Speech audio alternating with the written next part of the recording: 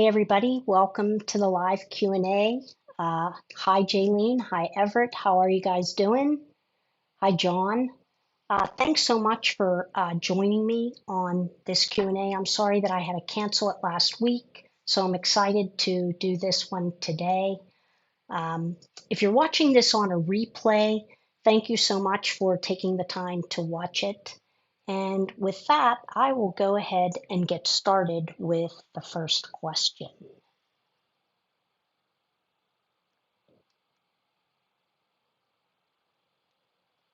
So the first question I received was about someone purchasing an iPad Air for their mom, and the old iPad was still at 15.7 OS, that's the operating system, and the new one was already updated to iPad OS 16, and they wanted to know if they could still restore from the 15.7 backup.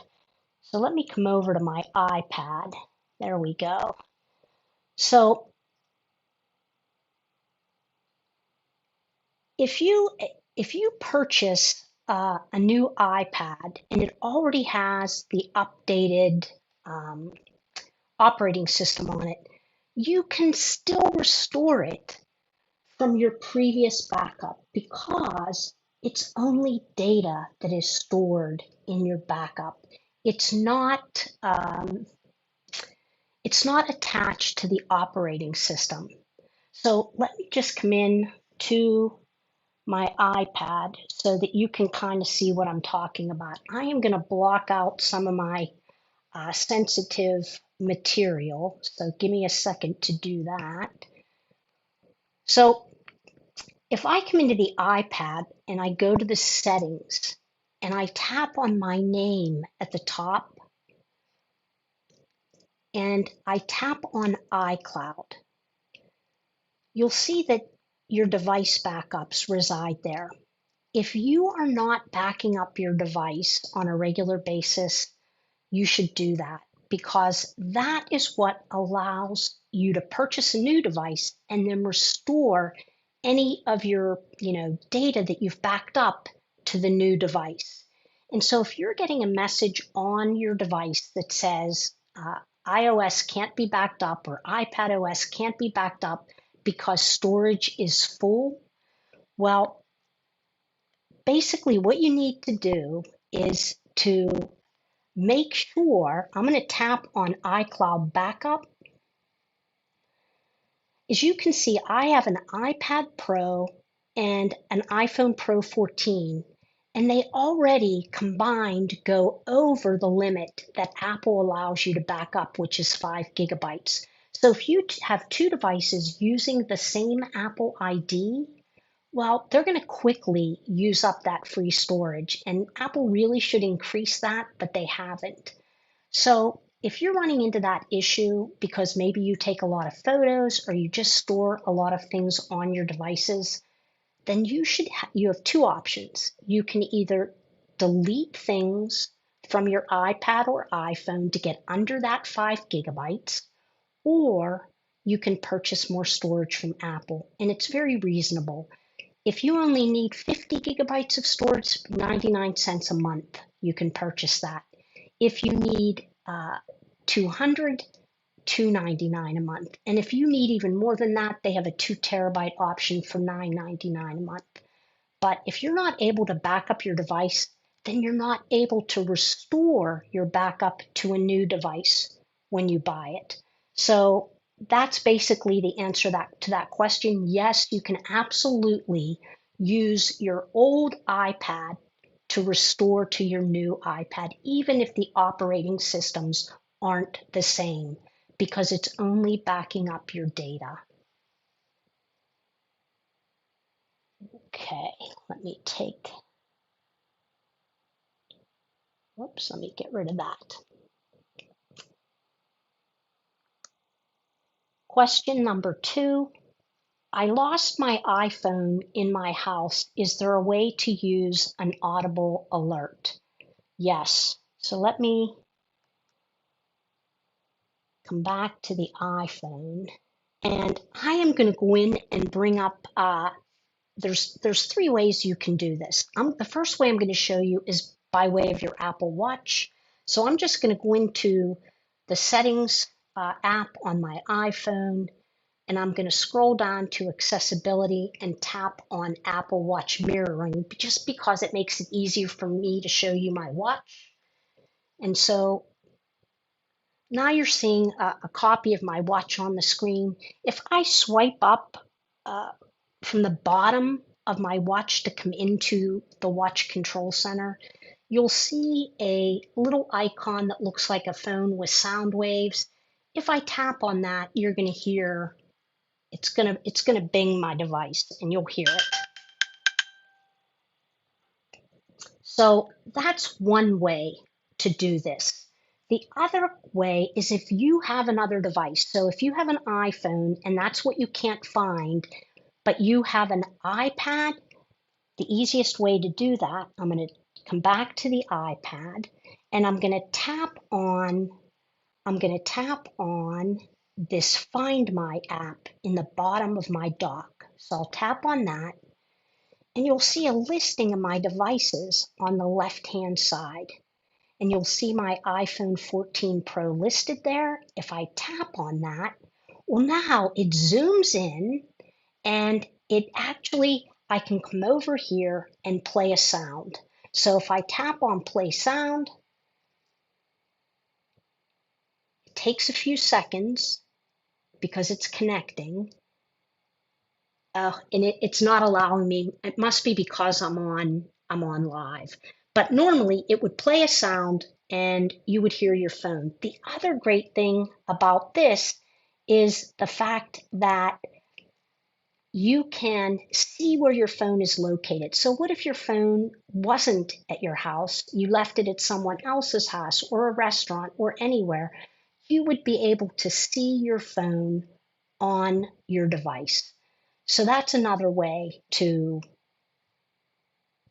get into your Apple device or to find your Apple device. Now, the last thing is, what if you don't have another device? Well, then you can go to iCloud.com. So I'm going to do that right now. And I'm going to tap on Safari. And let me cover some of this stuff up. And so now we're inside of Safari. And if I tap on the Find My, it'll take me back into that area, but I'm using iCloud.com on Safari. And so it looks like it's not, oh, it recognizes, I'm going to see if it'll let me do it anyway. Doesn't look like it's going to. Try it again. But if you go to iCloud.com and then come into Find My, you should be able to locate your phone that way as well if you don't have a secondary device to use. So give that a shot. All right, let me swipe out of that.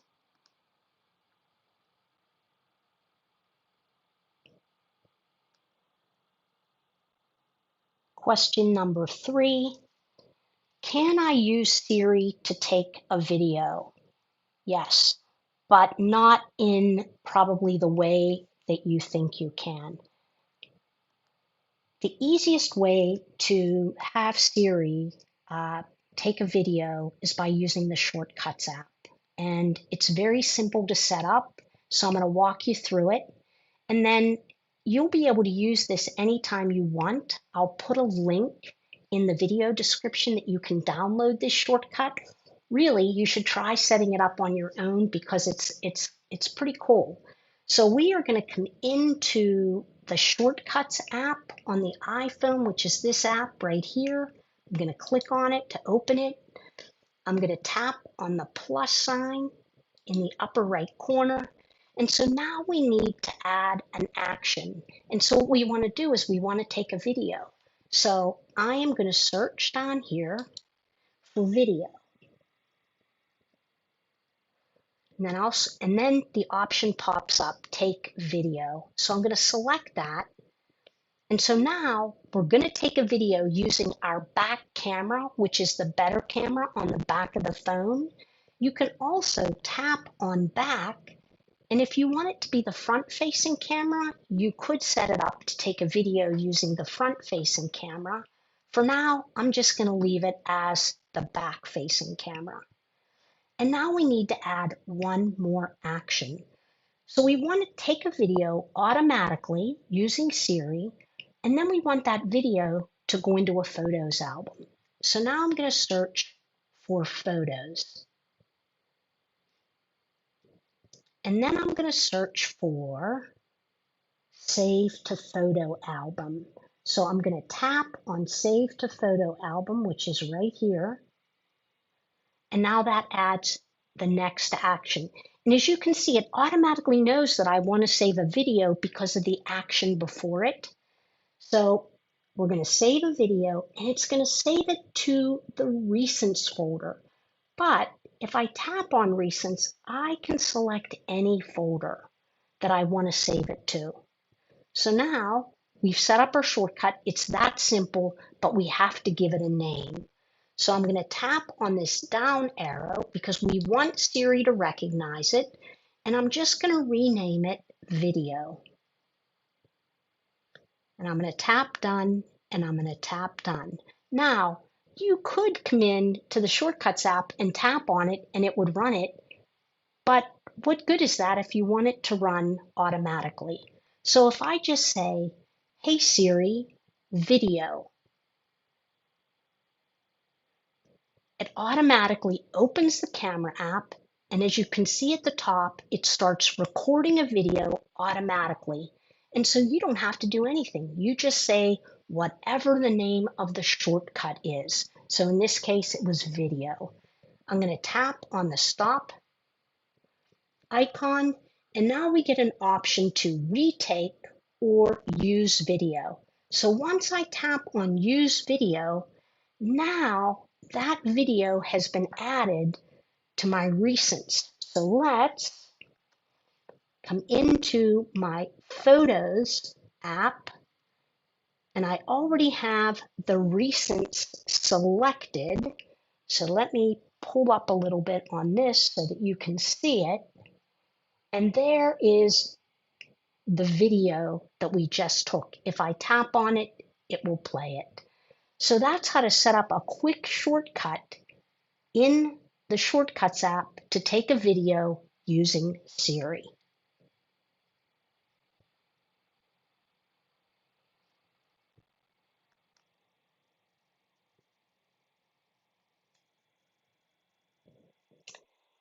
Question number 4. Something is wrong with the app switcher. Some of my apps are facing the wrong way.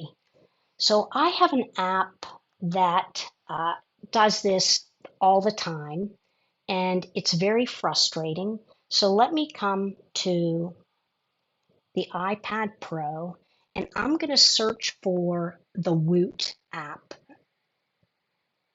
because this is an app that does this, and there probably are others like it, but I'm going to go ahead and I'm going to open the Woot app, and you can see that it's in the wrong position. So I can't even get to the app switcher by swiping from the bottom of the screen. I actually have to swipe from the right of the screen. So if I swipe up to come into the app switcher, you'll see that all of my apps are faced the wrong direction. And it's because of that one app. To get out of that, all I have to do is tap on an app that will put it back into the normal rotation. So if I tap on the Settings app here, you're going to see it rotates automatically, and you can see the line at the bottom now. And if I swipe up to come back into the app switcher, you'll see now that all the apps are in the correct rotation and the Woot app is not. So I can just swipe the Woot app away to get rid of it. And now all my apps are in landscape, which is what my iPad is in. If I swipe down from the upper right corner of the screen to access the control center, you'll see an icon there that looks like a lock with a circle around it. If I tap on that, that locks the rotation, meaning that if you have that on, you're unable to, it's called an orientation lock. You're unable to turn your iPad and have the screen turned with you. So if you come in and you see the orientation lock is on, turn that off because that is what's causing your problem with your apps not rotating properly. So I'm going to turn that lock off and come back, and I'm just going to tap on the settings area to come back into the iPad.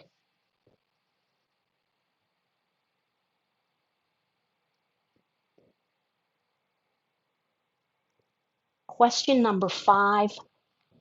Why is share across devices missing in the Safari settings? So this question came to me from a woman who had watched a video on my YouTube channel. And if you want to sync your Safari settings across all of your devices, there's a couple of things that you need to know. So the first thing I want to show you is I'm going to scroll down. I'm in the settings app right now. We're in the main settings area. I'm just going to scroll down until I see Safari. I'm going to tap on Safari and I'm going to scroll down, and underneath clear history and website data, you're going to see share across devices. And what does this do? It allows you to share any settings that you've set up in Safari, bookmarks, things like that.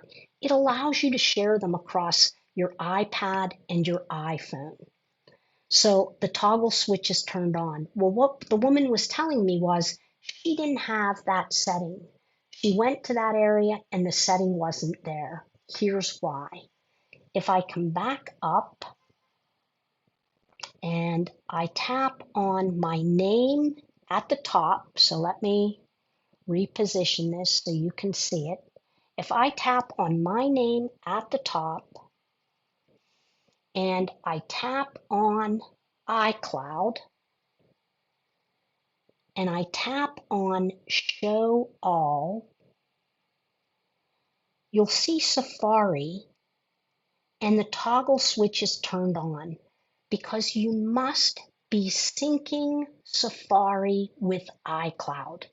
For that toggle switch to appear, you must have the Safari toggle switch on in iCloud. If I turn it off, it's going to ask me about keeping my data. I'm just going to say keep. And if I scroll down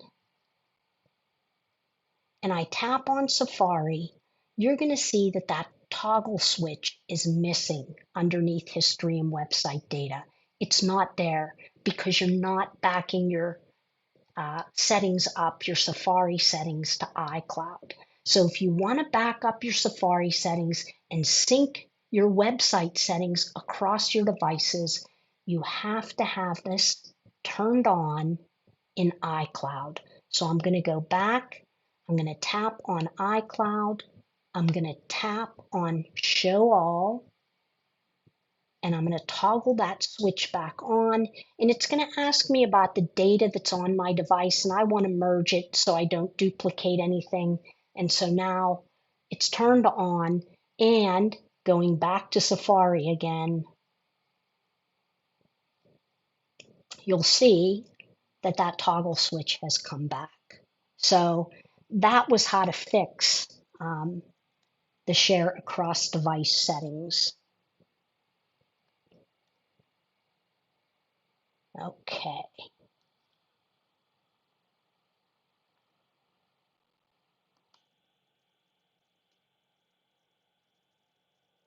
Question number 6. How can I add a contact photo to my iPhone? So let's come back to the iPhone, and I am going to search for contacts, and I'm going to open contacts.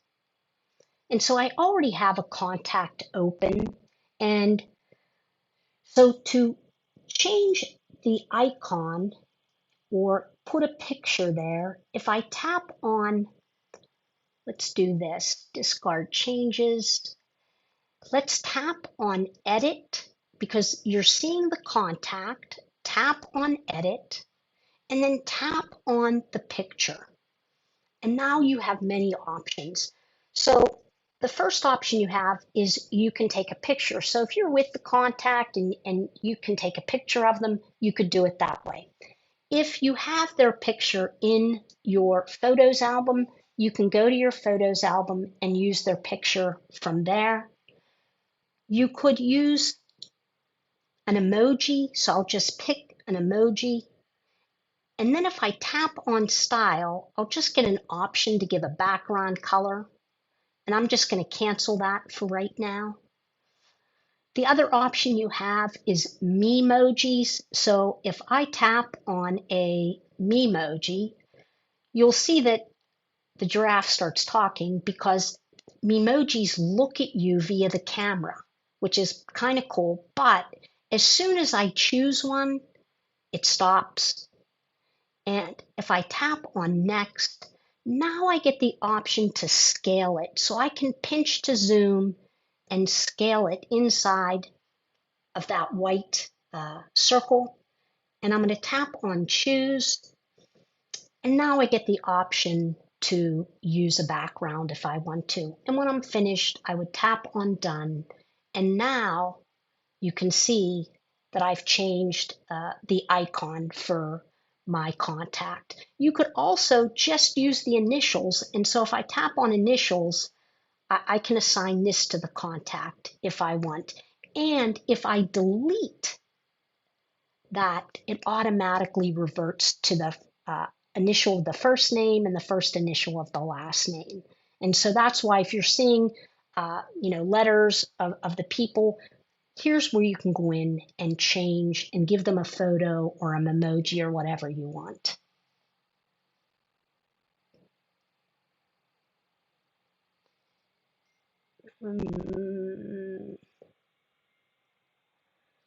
So you aren't seeing the screen. I am,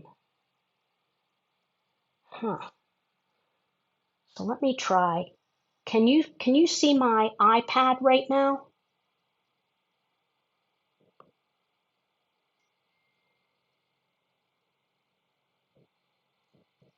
Can anybody tell me if they can see the iPad? Yes. And so when I go to the iPhone, you can see it.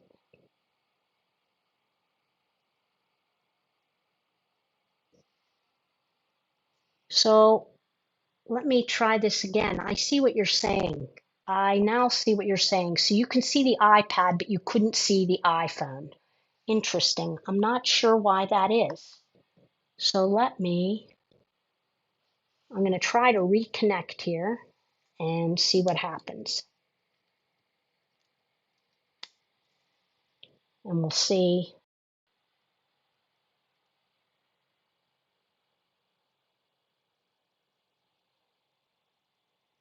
Yep, I can see what you're saying, Jaylene. Thank you. Let me see if we can do it now.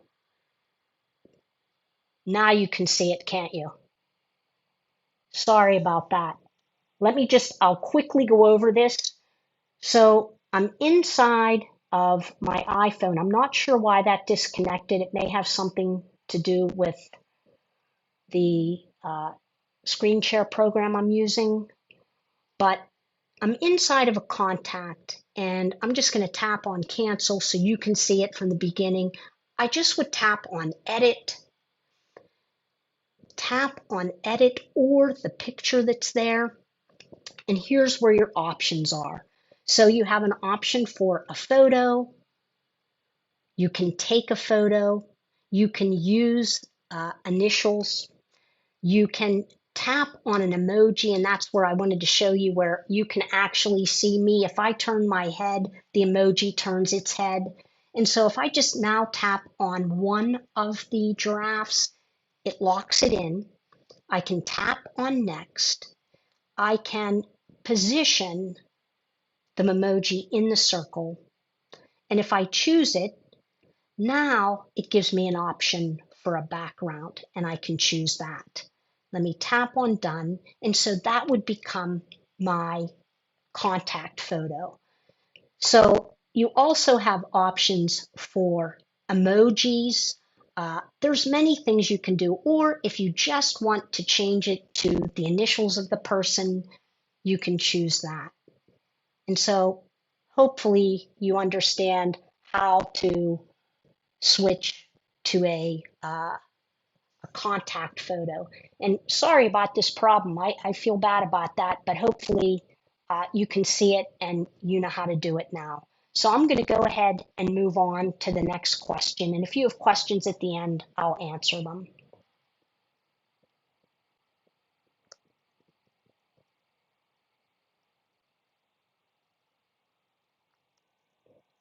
How can I connect a Bluetooth mouse to my iPad?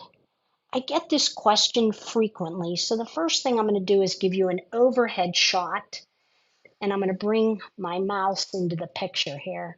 So this is a very basic mouse that I purchased on Amazon for like 20 bucks. And, you know, it does what I need it to do.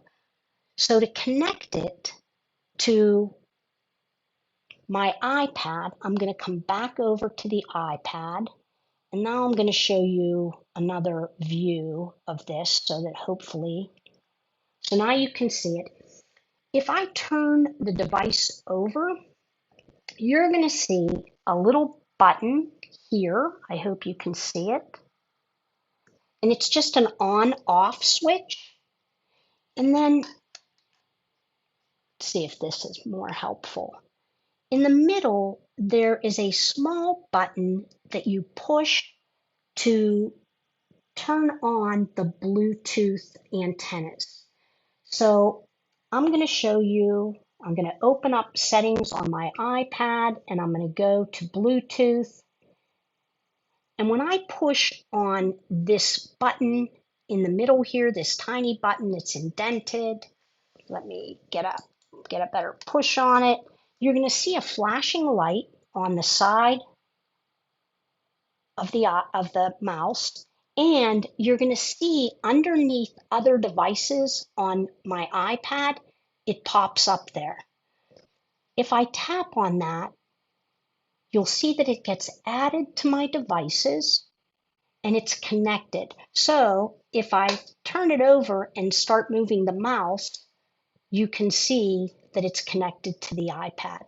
If I turn it off, you're going to see it disconnect where it says BM30X mouse. It says not connected. So you can turn your mouse off, and when I turn it back on, it's still going to connect because it remembers that. So it automatically connects. And so it's pretty simple. I use my mouse to show you things on my iPhone.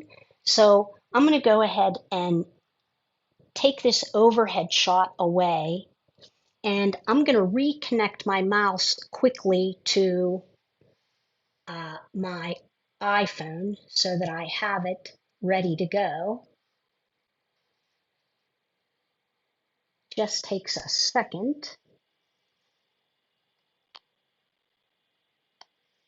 And now I'm connected back. All right. So now let's go to the next question.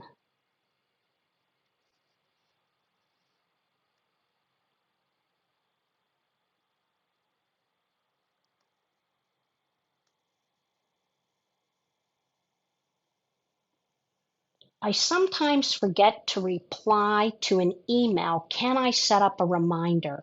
Yes. So let's go back to the iPad. and I'm going to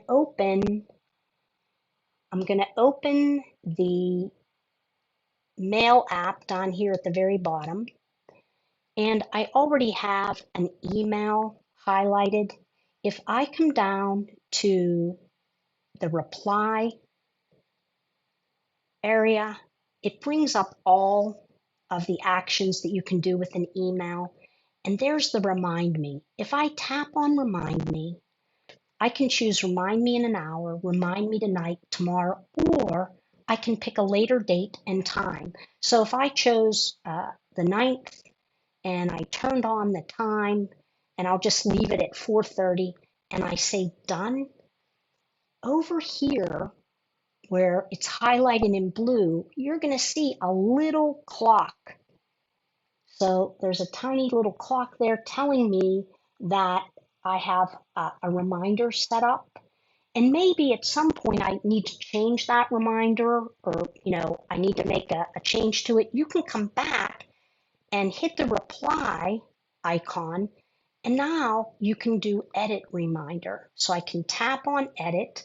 I can remove the reminder if I want, or I can change the date and time. This is a really great feature if you don't want to answer an email right away, but you don't want to forget to answer it.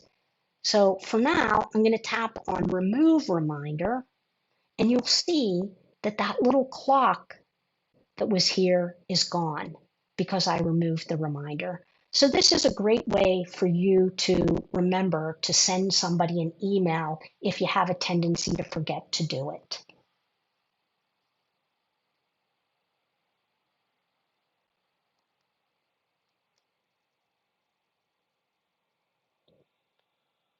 Question number 9, how do I turn off read receipts on my iPhone? I don't know if any of you are familiar with this, but what read receipts are when you when somebody sends you a text message, if you have read receipts turned on, it tells them exactly when you read the text message. And that's another thing that I really don't like, that, only because maybe I'm not ready to answer it right away, but usually if people can see that you've read it, they expect an answer immediately. So let me show you what it looks like first. So if you look under Tuesday is a good day, it says read on Sunday. But when I first read it, it said read at 3:32 or whatever it was. So it gives them an exact time. And then as the days go by, it tells you what day they read that. So if you have this turned on or you want to turn it off, here's how to do it. We're going to come into the Settings app. I'm going to tap on back and get all the way to the main settings page. And I'm going to scroll down and I'm going to tap on messages. I'm going to scroll down and you'll see this toggle switch that says send read receipts. I have mine turned off because I don't want people to know when I'm reading their text messages. It just, I'll answer them, when I get a chance. So if you have this toggled on, you may decide that you want to toggle it off unless there's a specific use case for you that you want whoever is getting that text message to know, that you read it, that you received it and you read it. So I don't know, maybe your son or daughter sends you a text and you want them to know that you've seen it. And that would be the only real reason to turn that on.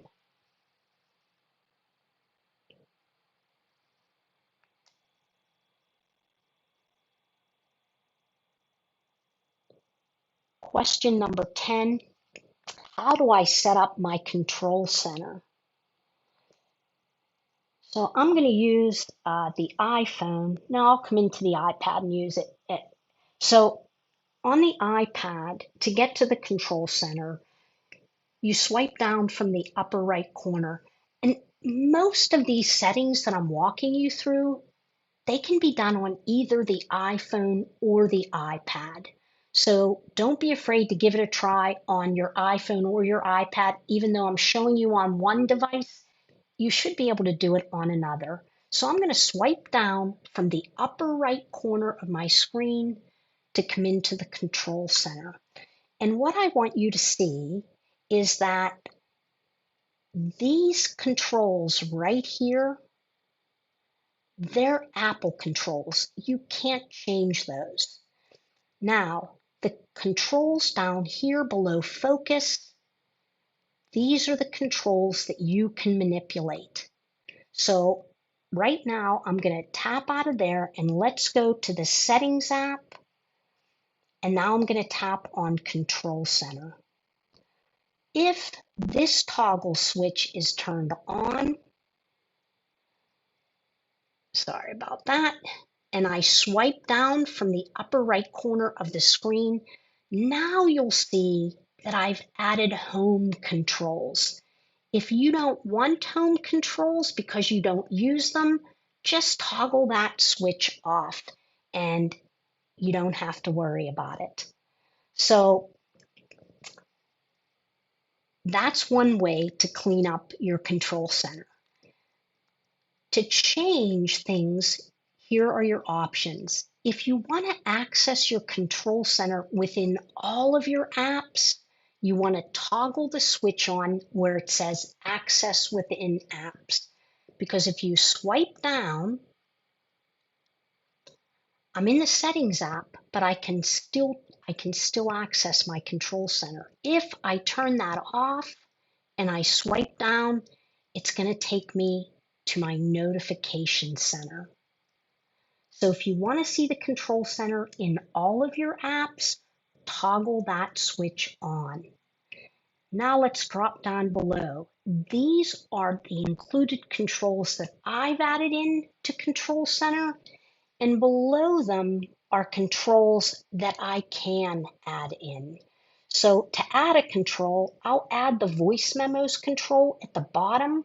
I'll just tap on the green plus sign, and now you'll see voice memos has been added.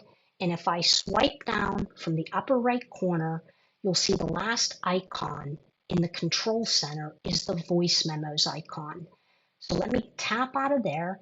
If you want to reposition these, just grab the handlebar at the end of the line, so voice memos, and drag it up to the top. And when I swipe down, now voice memos has been added to the very front or the first part of the control center. So you can position these any way you want by just dragging and dropping the app wherever you want it to be. And you can delete an app by and I'll remove the voice memos app. You can just tap on the minus sign and then tap remove. It doesn't remove the app from your device. It removes it and just brings it back down to the more controls area. So that's how to set up voice control, that's how to set up Control Center on your iPad or your iPhone.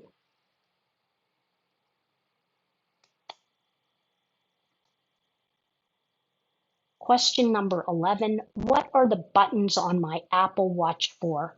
I'm just going to give you a quick overview of this because I have a video coming out if you have an Apple Watch, and it's going to go over all of this. So let me just show you a little bit. So the round button on the side is your digital crown, and you can push it, you can double press it, you can scroll with it. The other button is the side button, and that's the flat button on your screen, and the other input is the screen itself. So if I push on the digital crown, it takes me into all my apps. If I push it again, it brings me out. If I push and hold on the flat button, now you see that it comes into the area where your medical ID is located, compass backtrack, and emergency SOS calling. You can also, if you've been looking for a way to turn off your watch, there's the power button right here. So that's just a brief overview of what the buttons can do. I have a more in-depth video that's going to come up and go through everything that the buttons can do.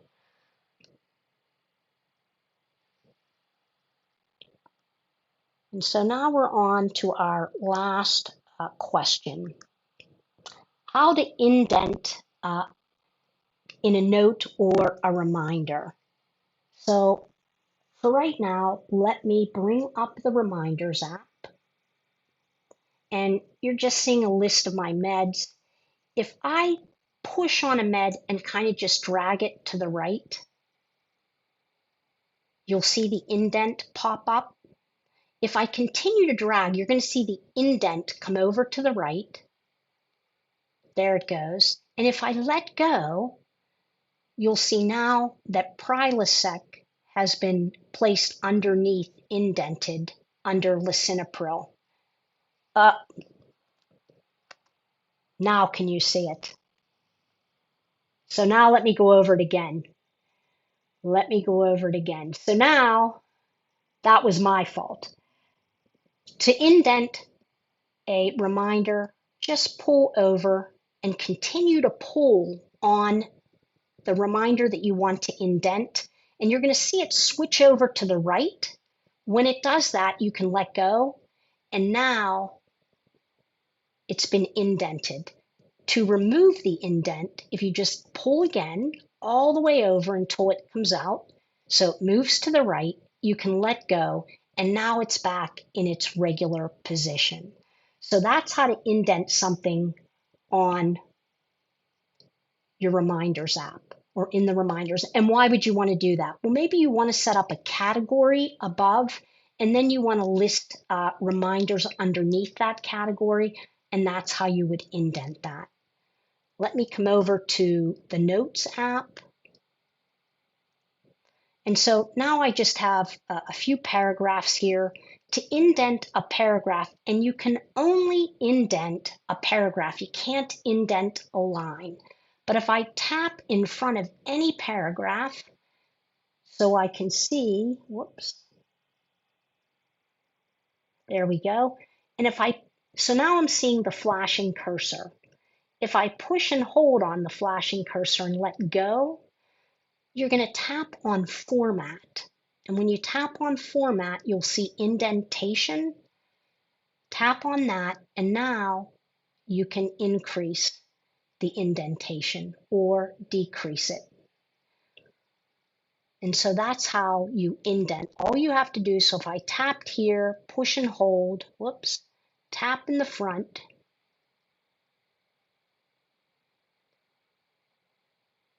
it's just not cooperating. Tap Format, tap Indentation, and then you can increase and indent that to wherever you want it.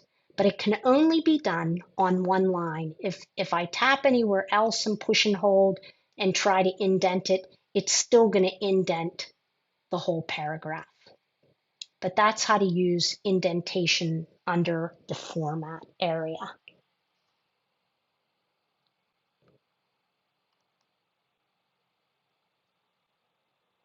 So let me come out of this. There we go. So that's all the questions I've received from people today that I received for this live Q&A.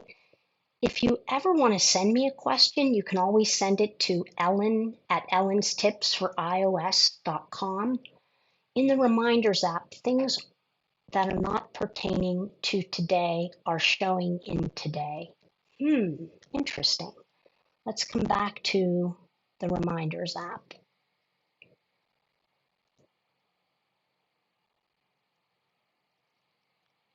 So I have nothing in mind.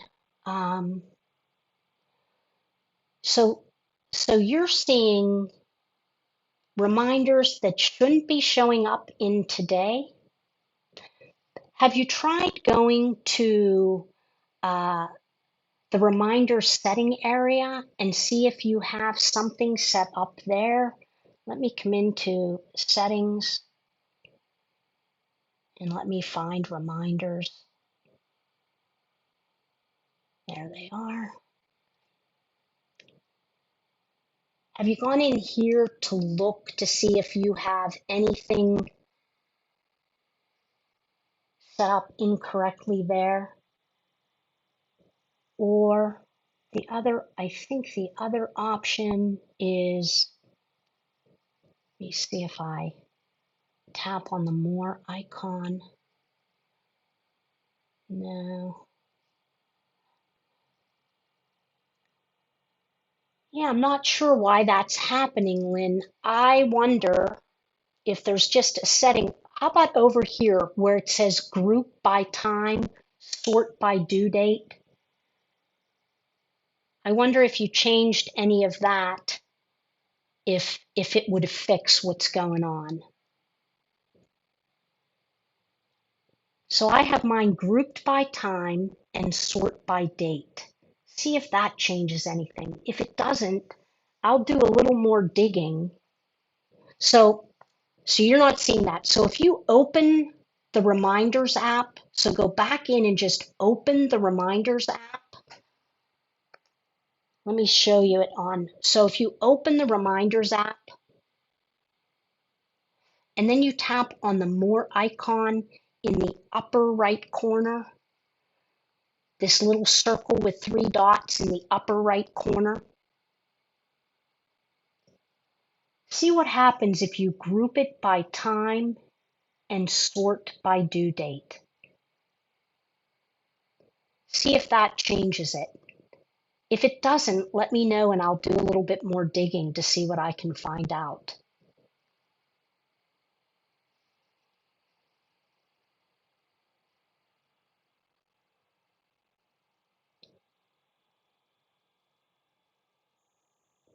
It doesn't say that. Let me come back. So you're in the Reminders app. You tapped on so there's 2 little circles. One is on the far right. So you're on the wrong circle. So if you go to the far right, are you seeing, so like, as you see mine, it says edit lists and templates. Go to the other circle on the far right of the screen. I have it open now, so you should be able to see it. And I have my iPad in landscape mode, which might make a difference. So you might want to just put your iPad in landscape mode so you can do this. And then tap on group by time and sort by due date and see if that fixes it.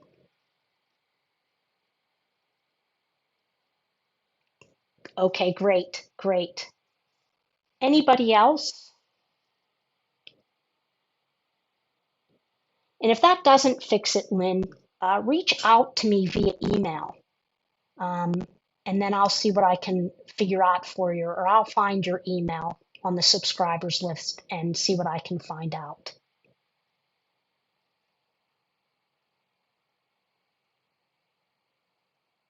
Still no group by time. So it's not group by time, Lynn, it's group by date. See, it says, so you're not seeing this group by time. Thanks so much, Jaylene. Thanks so much for joining us. I appreciate it. And if you have questions, send them along. Interesting. Let me do a little digging, Lynn, and I'll get back to you. I'm not sure why yours isn't showing. Is it because maybe you have it? What does it say where it says sort by? What does yours say, Lynn? Interesting. You don't see group by time either. Underneath group by time, or where my group by time is, it says sort by. And it only says sort by. So I'm going to guess it's in the settings area. Let me see if I can sort this out, and I can send, if anybody else is interested, just send me a quick email and I'll get that answer back to you. Okay, I can do that, Jaylene. And if anybody else that's here is interested, just send me an email to remind me to, you know, you found it. Lynn, where did you find it? Share with everybody else. So you went into reminders.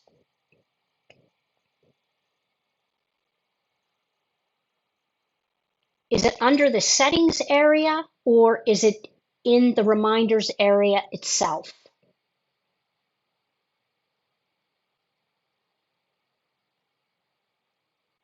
Group by time. It was just in today. Okay. So you went to the settings area. Is that where you went to do it? Under settings and reminders?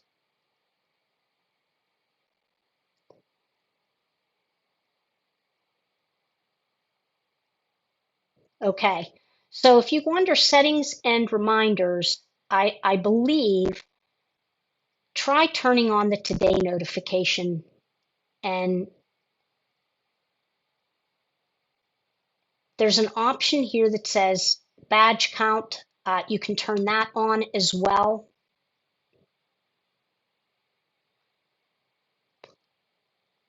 So if I tap on today, well, I'll see if I can put this together because I've never changed anything on mine. And so hopefully we'll be able to figure this out. I don't think I've ever touched my settings on the Reminders app. I've just updated the reminders and it's always been, in iOS 16 it changed, but it's always been pretty much the same as it is now. So thanks everybody for joining me. I really enjoy this. I hope you do as well. And, send me your questions if you have them. I appreciate them. And hopefully I'll see you at the next live Q&A. And thanks so much for watching. You're welcome, Lynn. And thanks for the questions. I appreciate it. So thanks so much for watching, everybody, and I'll see you next time.